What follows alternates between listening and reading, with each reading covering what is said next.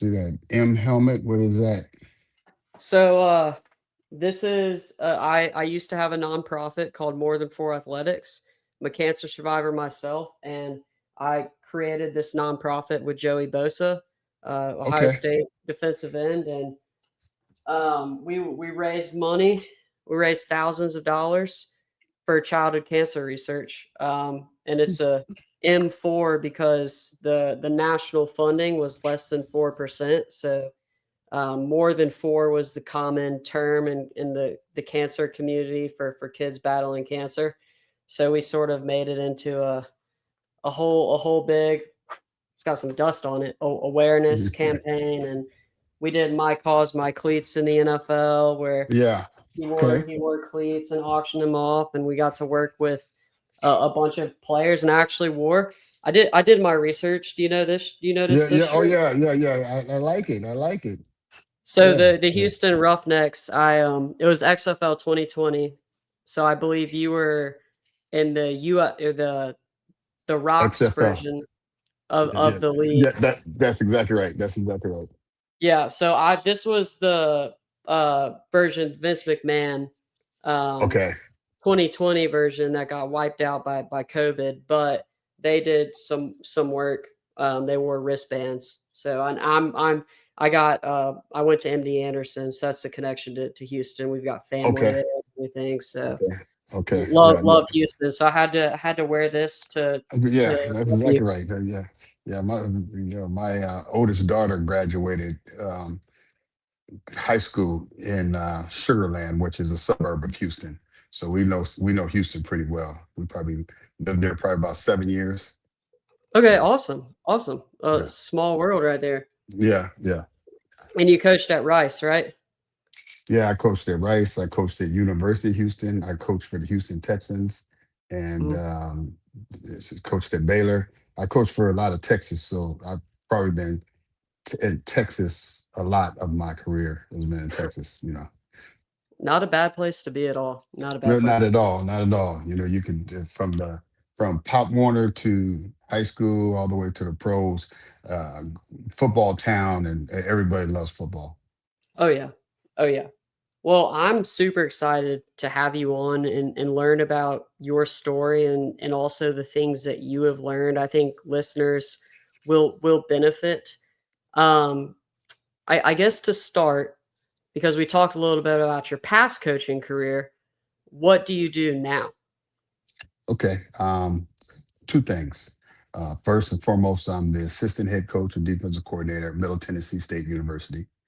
Um, I've been there going on our third season. This is a big season for us. I think we got better every year. Last year, it did not show in the wins and loss column, but we were better. We jumped up to jumped up over 100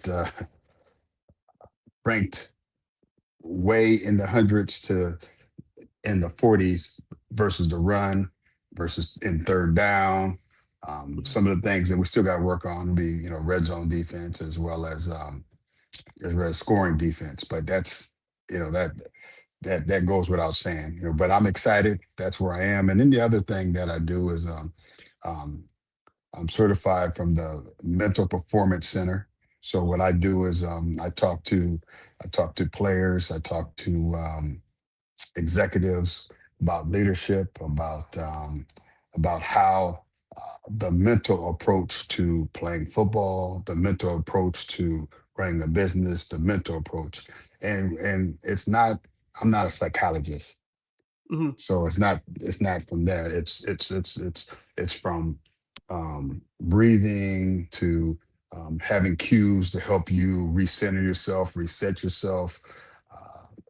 Some of those things that I think it goes overlooked and it's undervalued. But then when you start talking to people and show them how they can use these things, these cues to help them to settle, to reset, to see themselves in a different light, then then they're able to excel. So Awesome. those are Awesome. those are the two things I do. Those are the two things I'm into right now. So I knew about Middle Tennessee, but I did not find that in my research. So that's like a whole package that I'm super excited to talk about. This is sort of random, but have you ever done yoga before or explored yoga Uh, breathing? um, I have. That's you know, yoga, and then Pilates, and then doing. That's all part of just trying to center myself, if you Yeah, will. Yeah, and then yeah. so that helps me explain breathing to Mhm. people that I want to talk to about breathing. Yes, yes. And yoga, so I do yoga every Sunday mentally, but Okay. also to Okay. stay physically flexible because you get older, you lose that flexibility quick, man. You don't have to tell me.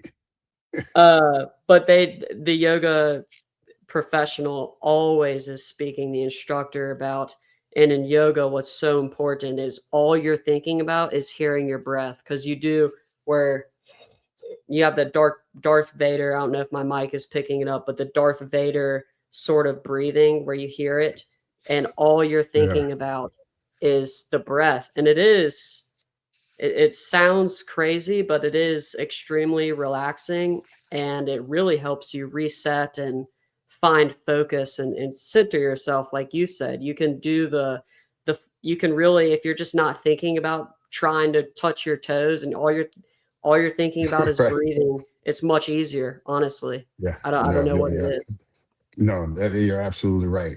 There's a lot of methods. There's the box breath where you four Mhm, four four, the four counts. Then there's the relaxed breathing where you inhale, then take a slower exhale, and then there's the breathing where you're taking a quick inhale, and then you're pushing an aggressive push out right before you're going to do something, right before you're going to play football, right before you're going to go to bat, right before you're going to go to a meeting, so that mhm. you could have the energy. It helps energize you, helps focus you, and then you reset and you're ready to walk in.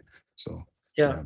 yeah. That it's funny you mentioned that. So I do public speaking as well, and before public speaking, you get extremely nervous, you start Right. sweating, and my goal right before I public speak, I don't even want to think about what I'm about to talk about. That's all.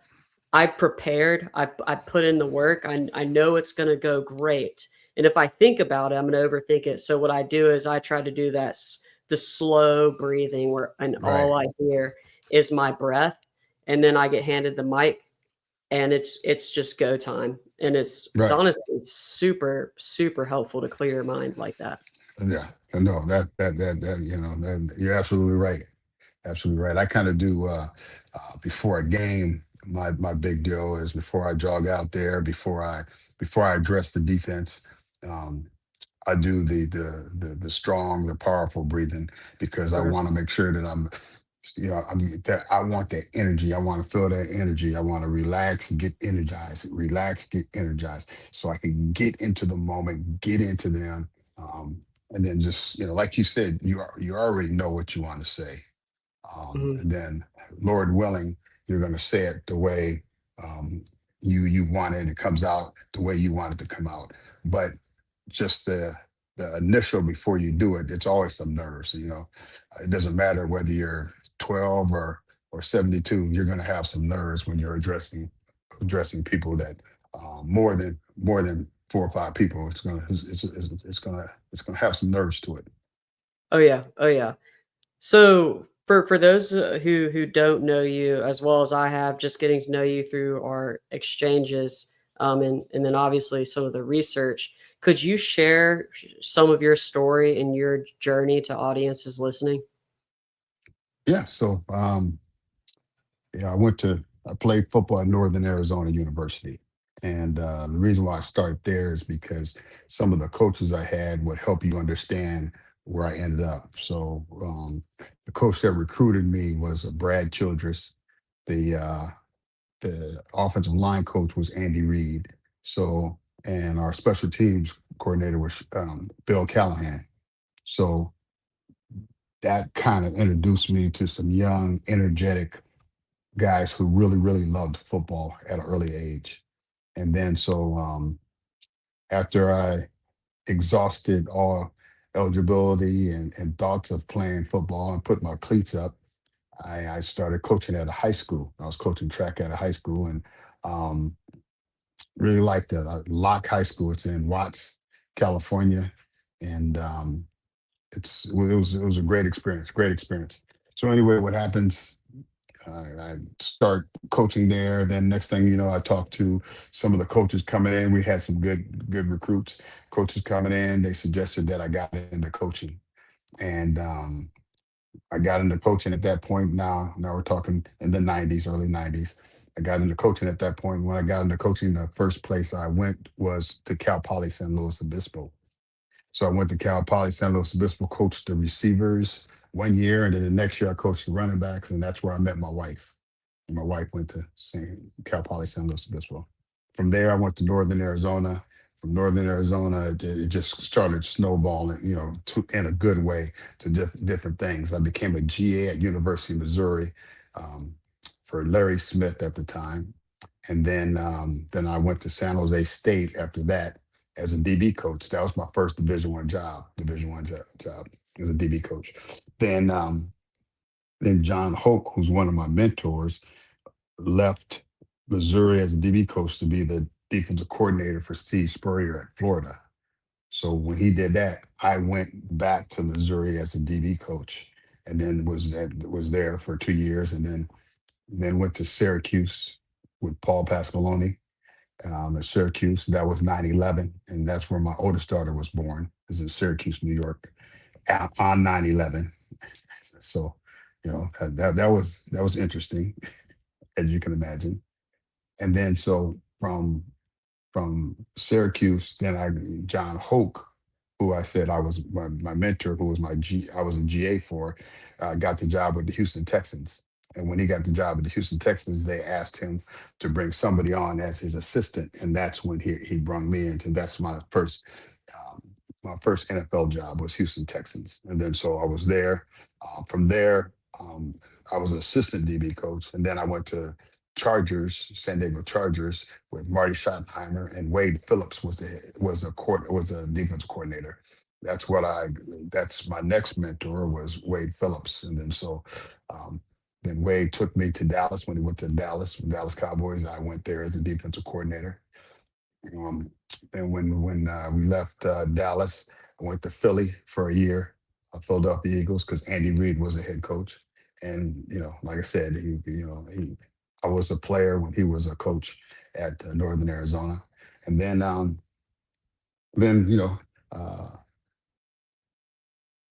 now we're just talking resume, going from here to there. But basically, you know, I kept on circling the same friends. I would go back, the XFL. I ended up going because Wade was the head coach. So you see, I think the things to really take out of my story was, um, one, I was a player that busted my tail, loved the sport, and the people around me knew I loved the sport.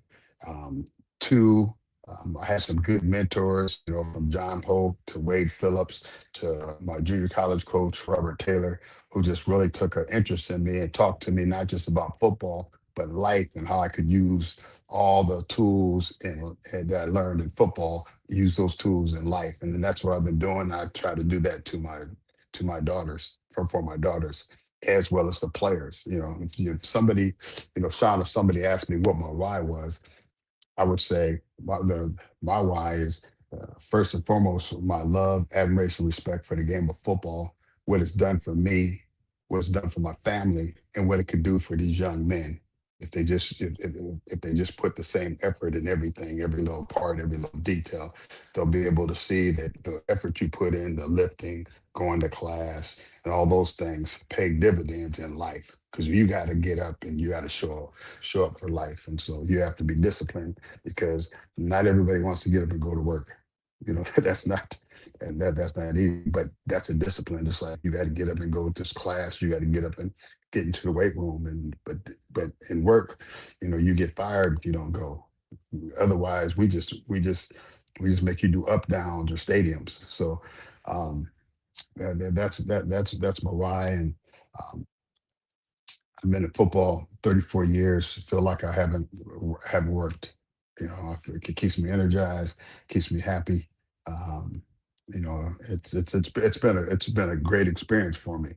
Right now at Middle Tennessee State, the head coach is a college teammate of mine. So he was a teammate, and then we finally got a chance to get together and coach together and loving. And I want to, before this thing's over, I'd like to get him a championship and try to be a, back in the day, used to call it BCS Buster, but right now we just want to, we can sneak in the playoffs. How about that? So that's kind of where I am with everything. That's amazing. And one thing that I've always noticed and thought that would be difficult about the life of a coach would be not having a home for a consistent home base. Like I've lived in Birmingham my entire life, Birmingham, Alabama. What are some of those challenges like when you're having to move from place to place? You got a new people, new faces, new everything.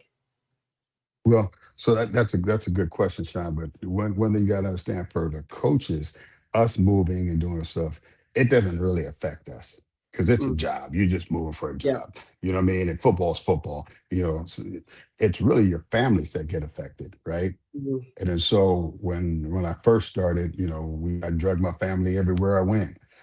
They followed me everywhere I went, and it took a toll on my oldest daughter because friends change so quickly. You're someplace 3 years and someplace 2 years, so it kind of took a toll on her. And so what we did is, her junior year and high school, we just said we're not moving, and I left and they stayed. The family stayed, and then we've been operating like that since. And then so my daughter, she graduated from this high school, so it wouldn't have been her third. It wouldn't have been her third high school. It was just her second high school. And then my two youngest daughters, they're going to graduate from the school that they've been going to the whole 4 years. So, and that's kind of where we want. That's kind of what we wanted to do. We wanted everything to be familiar with them. We wanted to have the same doctors. We wanted to have go to the same church. So, just keep everything the same for them. And then, it's tough on me because when you have a day or two off, you like to hug on your family, but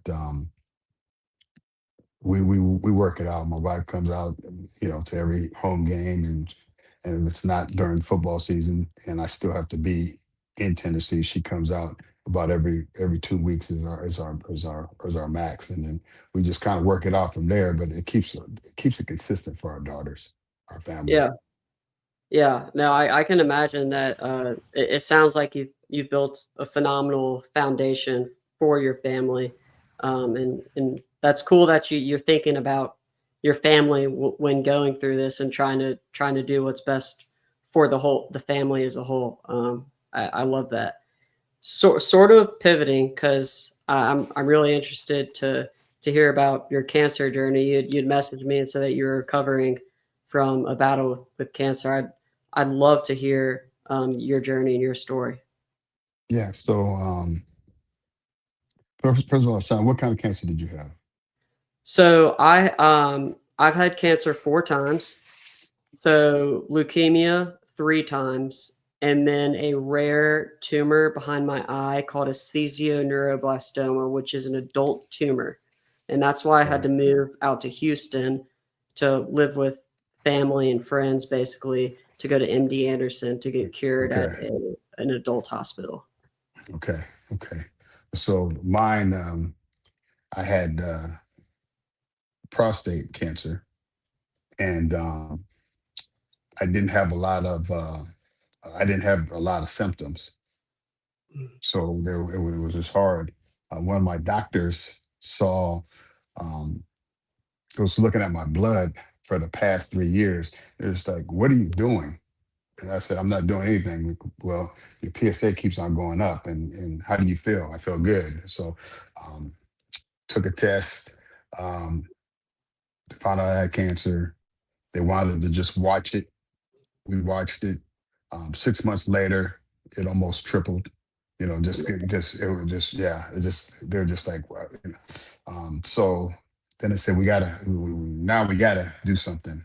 So I got the robotic.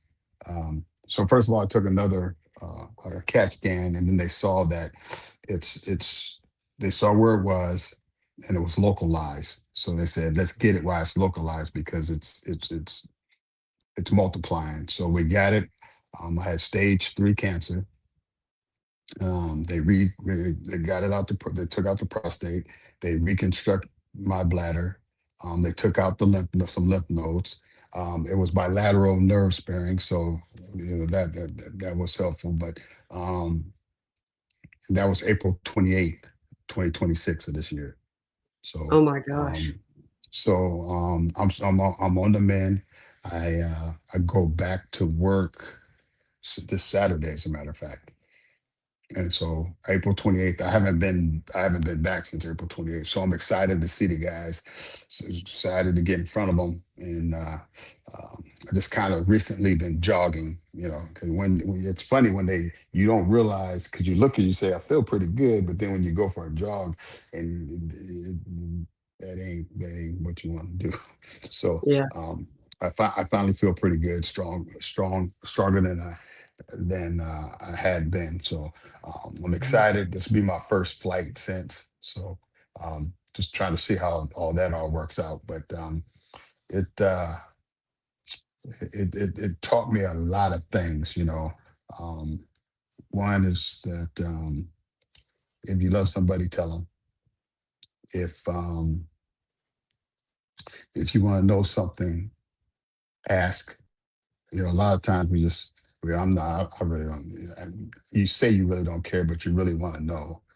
So you ask people, from asking my mother-in-law silly questions like, what did you think when you met me, to, you know, um, asking my daughters, hey, uh, whatever you need me to do, let me know. Let's talk about it. What do you want to do? Where do you want to do?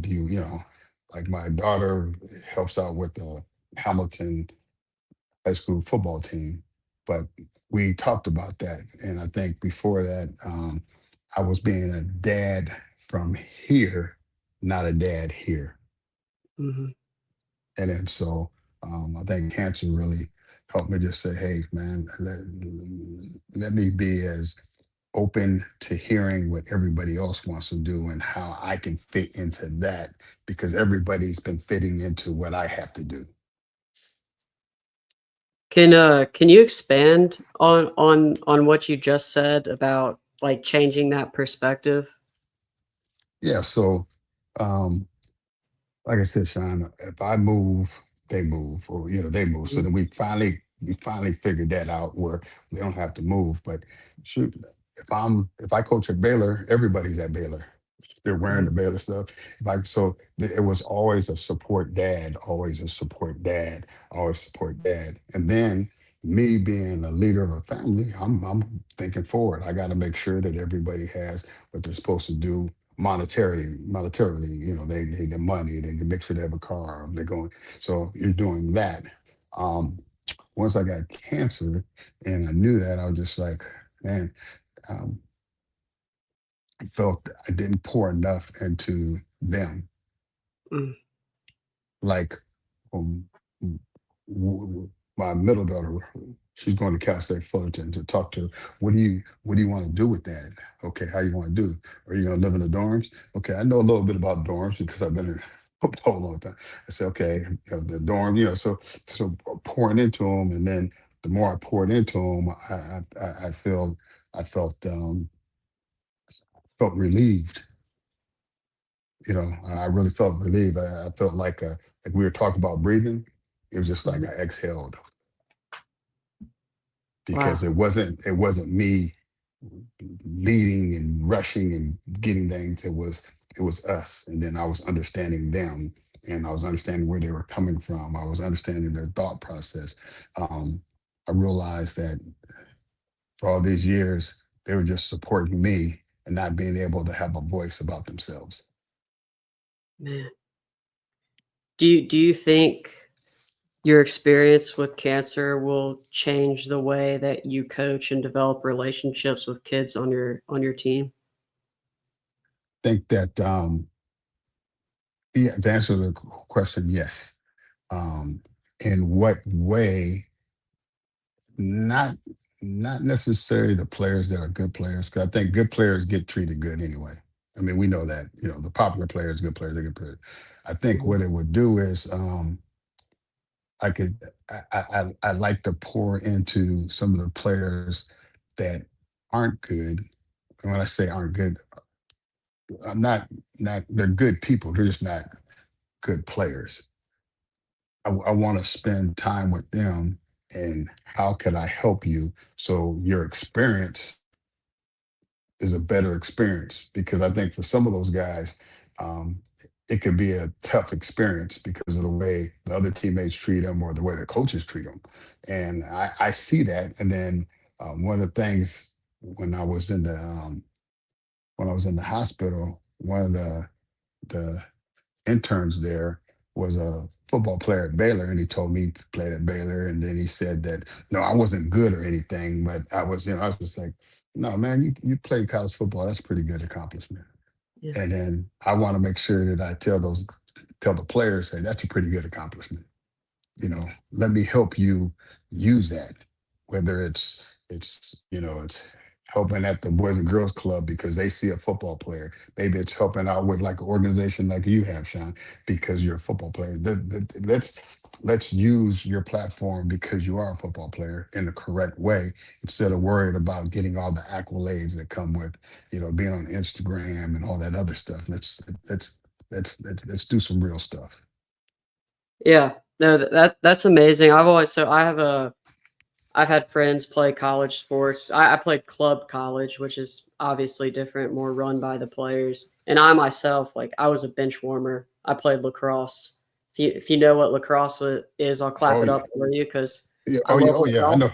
Yeah, I love Okay. lacrosse. Remember, I coached at Syracuse. That's one of the Oh best yeah, lacrosse teams. Yeah, there you Jim go. Brown. Yeah. So, trying to grow the game down here in Alabama. A lot of people down here don't really know what it is, but um, it is hard being like the person who's not getting the limelight, the glory, the starts, the playing time.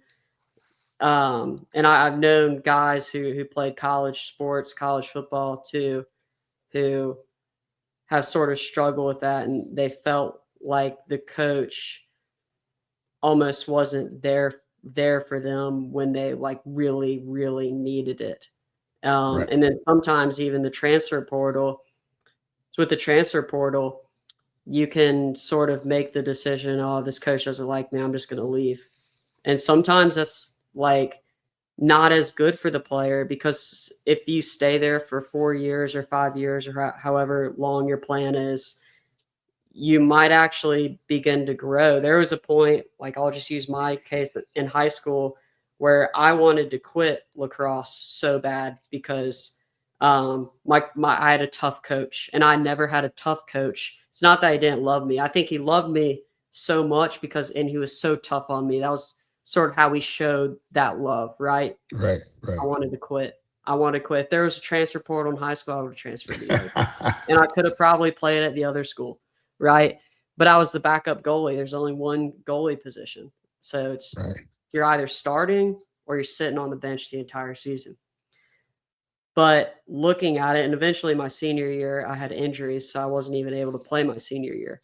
But I'm so glad I stuck with it because one, I grew as a player, but more importantly, I grew as a human being through that toughness.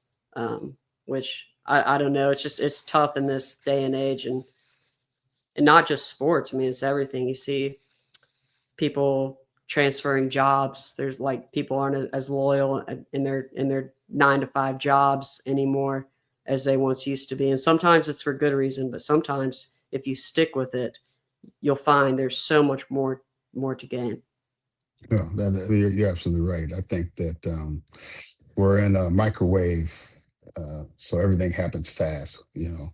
First the food came fast, then next thing you know, you can call somebody immediately and they can answer the phone. And then so there's no more answering machines because you can call immediately. So with all that, it makes people want things now instead of plan for it, or instead of planning for it, instead of expecting it now, they understand that it's going to take time. Now they don't believe in time because you meet somebody, you don't have to wait for them to go home to answer their home phone. You can call them, text them after you meet them, or you can direct message them. So that's kind of that kind of takes away our patience. Mhm. That takes away from us having a plan and watching us prepare and do those things for our plan to come to fruition. We're not there anymore. Now we want, the perfect thing is, you go golfing, you watch Tiger Woods, or you watch, somebody play. You're like, man, Jordan Spieth, he's pretty good golfer. And then, then you go golf and it don't look the same, but you're not putting in the same time. But do you just stop golfing because it doesn't look like Tiger Woods, or do you say, okay, man, I'm gonna have to uh, twice a week. I'm just gonna hit some balls, try to first hit my driver so I can get off the tee. Next, hit my putter. We don't have that anymore. There's that process of being patient and wanting to get better. That's getting further and further away. So I've got a question for you related to this, because you also talked about how you work with people in the real world, or in college sports, obviously, Right. on the mental side. Hmm. What do you say to, or a player, sort of like a scenario, when they drop an interception, or maybe they got burned, or they threw an interception, something really bad happens? Because a lot of people who are listening, and sort of the point of this podcast is to help people get through difficult, because life is highs and lows, right? And Hmm. this podcast is to help people get through these lows. So I'd love to hear your thoughts on that.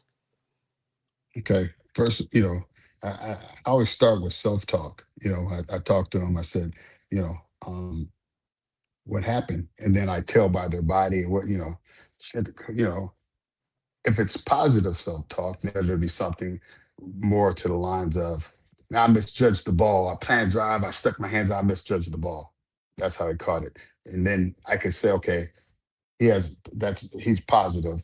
So I'm working for talking to him about it from him already feeling good, even though it was a bad outcome, he's feeling good about it. He understands it. Then there's the person that's like, I'm sorry, coach. I'm sorry. I didn't mean I didn't. So then I said, well, explain to me what happened. I don't know. I planned to drive. I said, okay. Um, then I have to break it down. What did you see? I saw the receiver. Okay. He ran out. All right. Now what? I planned drove, and then I took a bad angle because I looked at the quarterback and flattened out my angle, so I couldn't drive on him. Okay. So that's the problem. You looked at you just answered it. You looked at the quarterback, it flattened your angle, so you couldn't keep going at a 45, and then he caught it, and then you couldn't make the tackle. Mhm. So we could clean that up, right? So how would we clean that up? He's just like, don't look at the quarterback. Absolutely right. Don't look at the quarterback, and then it won't change your angle. You'll look at the target. And then I always talk about the way to look at a target is, have you ever thrown darts? Sean, you've thrown darts before, right? Yes, sir. So what I tell the player, have you thrown darts before? You're trying to throw the dart at the dartboard, right? Yep. That's a quarterback. He's trying to throw the ball to that guy. That's his dartboard. So if you keep your eyes on the dartboard, you got a better chance of knocking the ball down or intercepting it. But if you look at the guy throwing the dart, you're going to end up getting whiplash trying to find out where that dart went. Yep. So, that's kind of how I explain it to him. So, I try to do it from a no judgment zone, because I think a lot of coaches, like when I was coached, um, it would shoot first and then listen to the explanation like later. Well, Hmm. this is a society that you can't do that, because then now they'll take it. So I got to get them to understand what happened, get them to explain it to me, and then I can tell from talking to them whether I need to do more or less to their personality, to to how I'm gonna talk to them. Yeah. If that makes sense. No, that makes a lot of sense. It's a extremely practical way to look at things. And I love that. One thing you said that I always talk about, and this is actually the big thing that cancer taught me, and it was actually recently, about around a year ago, when I had a cancer scare. Um, and it's funny that you mentioned this, because I feel like I'm learning from you and sort of building on some of my experiences personally. But when I had cancer, I figured out that I never thought about life in the present. I was constantly thinking about the past or what was to come in the future. And when I was thinking about the past, I wasn't positive. I actually felt depressed living in Right. the past. And what you said, what you just said, resonated so much with me, because I think that there's a different way to look at things. Say you get you busted coverage, Right. and you come off the field and you're angry at that busted coverage, and all you can think about is how you messed up and you screwed the team over. That's depression. But then, and that's looking in the past. But Right. then when That's you right. come off the field and you said what you were talking about, a player who's positive, who's saying, okay, you know what, this is what I did, help me, coach, or I learned from it. That's living in the present, but using the past as a rear view mirror, like when we're Right. backing up in the car. That's exactly right. So I love that you said that, because I resonate with that so much. It was something I struggled with tremendously, until unfortunately I had another cancer scare that sort of kicked me into shape. But Right. Right. that's just a beautiful message, man. No, I'm glad it resonated with you. I think one of the things where we like to, I think coaches, we kind of started it a long time ago, years before you and I were even, the Bear Bryans, all them. They started by attacking you with your weaknesses, and then that snowball to society will always look at your weaknesses, Mm. when really we should look at each other's strengths. And that's what I try to do. I try to look at your strengths. Like I look at you. I mean, you're a strong-willed person, and you say, "How do you know that? How do you know that, Coach?" Well, I know that because you had to go through cancer, you had to go through chemo, and to do it on Thursday, and then Sunday or Monday, no, you got to do it again on Thursday. That's tough. That's mentally tough. And then so you're mentally tough. So you don't have to worry about saying I'm tough. You mentally tough. That shows. That's proof. That's proof. So the days that are not great days, when you feel you're crying, you feel like it's tough. You're tough. You don't have to. You don't have nothing to prove. That that Mhm. that's tough. Having a procedure and then knowing a week later you're gonna have the same procedure, and then a week later. So no, that's tough. And that's the compliment to give somebody. That's tough. And you're doing a great job. I'm proud of you. I'm proud of how Yeah. you fought through that, and you kept going through that, and and then you use that as a platform for yourself. And that's what we need to talk about. Thank you, thank you. I appreciate that, and I think that there's toughness in everybody, and that's what I love, and the beauty of meeting people. One thing I found with cancer, and I don't like when people, I'm not saying you, I'm just saying in general, people will be like, "Oh, you had cancer. I've never been through anything like that."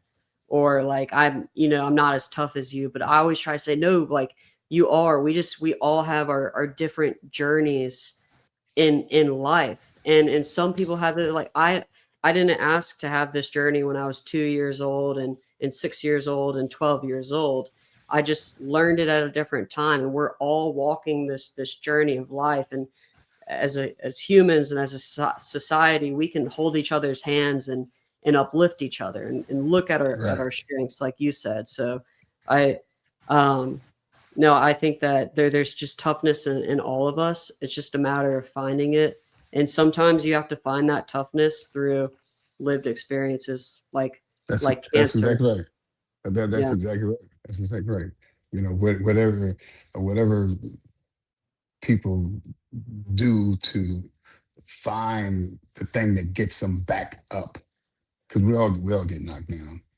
But you always want to remind people. Remember the the get back is better than the setback. The comeback is always better than the setback. You know, you come up stronger. You feel you're prideful, and then everybody sees that. Yeah. That's amazing. I love that. The get back is what wait, can you repeat that again? The Yeah, the get back or the comeback is always stronger than the setback.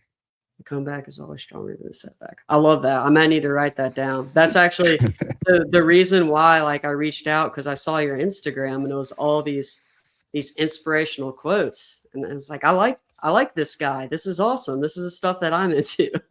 No, that's awesome. That's awesome. It's funny. Right now I'm making a little book so that I could do um, Wisdom Wednesday, but I want to make sure I have them all so I won't repeat them. So it's Yeah. just, yeah. So that's the thing. And some of there's some good ones. Um, you at first I used to think that's kind of corny, but then I thought, does it resonate with you? Yes, it does. Then does it matter? No, it doesn't. So that's kind of how I thought about it, Yeah. because everything isn't for everybody, Mhm. but there's going to be somebody. There's going to be one that you like. There's going to be one that somebody else, but everything's not for everybody. But if it's my thoughts, at least you know my thoughts. Spot on. Well, coach, we're running up on time here. I want to respect your time. I No, I have appreciate that. one final question for you. And this is a question I Okay. ask all my guests. And the Okay. question is, and I'll explain it.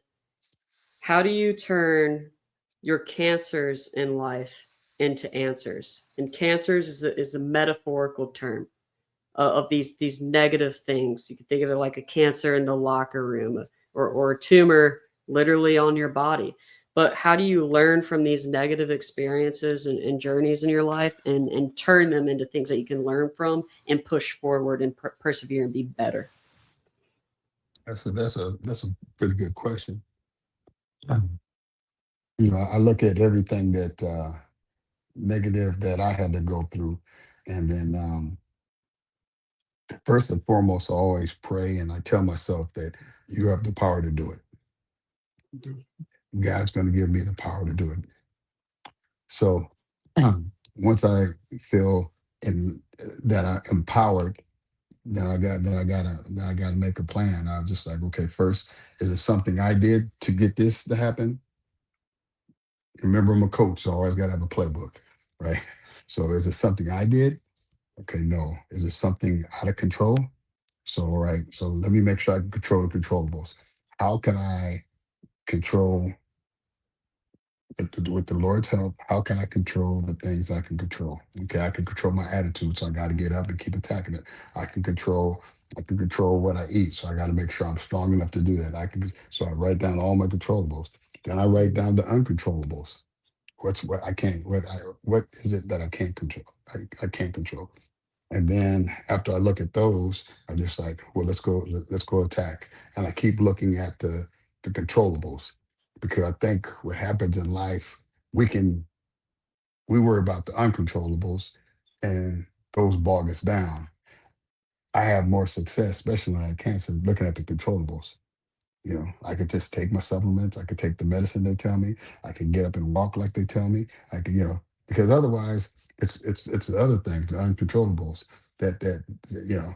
Okay, you got a catheter. You're gonna have a catheter.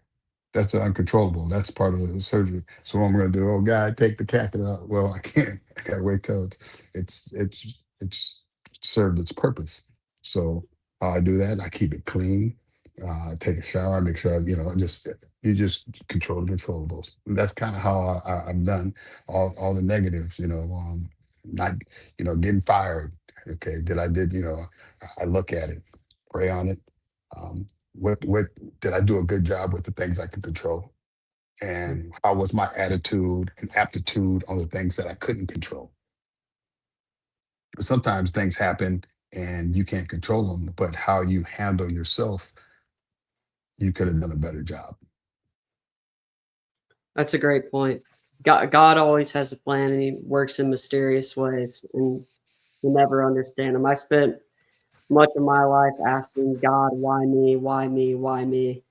Because of going through cancer and all that crap, honestly. And when I sort of let go and was just like, "All right, this is your plan. You have control." I felt free and just control what's right in front of you, and you'll figure it out somehow. Oh, you always will. You always will. I mean, there's so many things and so many people helping you, but if you're worried about the uncontrollables, you can't see the things you can control. Exactly. Exactly. Well, Coach, I thank you so much for Yeah, for man, I coming on. appreciate the invite. I really do appreciate the invite. And if I could ever help you do anything or say anything, make sure you hit me up. Will do. I got to come up for a game this year. I'm not But far, you, Birmingham. So oh yeah, that's a nice little. Birmingham's a quick little drive. What is yeah, that? not too bad. Four and a half? How is it? Is it It's 4 hours? probably around 4.5. We actually played Middle Tennessee State in lacrosse a couple times. Okay. I went to Sanford University, so Okay. it's not far at all. It's an easy drive, easy weekend. Okay. Well, you let me know so I can make sure I get some sideline passes and stuff and get you rolling. Awesome. Awesome. Well, Coach, thank you. Listeners out there, I hope you enjoyed Coach Brian Stewart's insights and all that he had to share. Thank you, everybody. Make sure to earn the moment. Keep on keeping on. Thank you. Good night.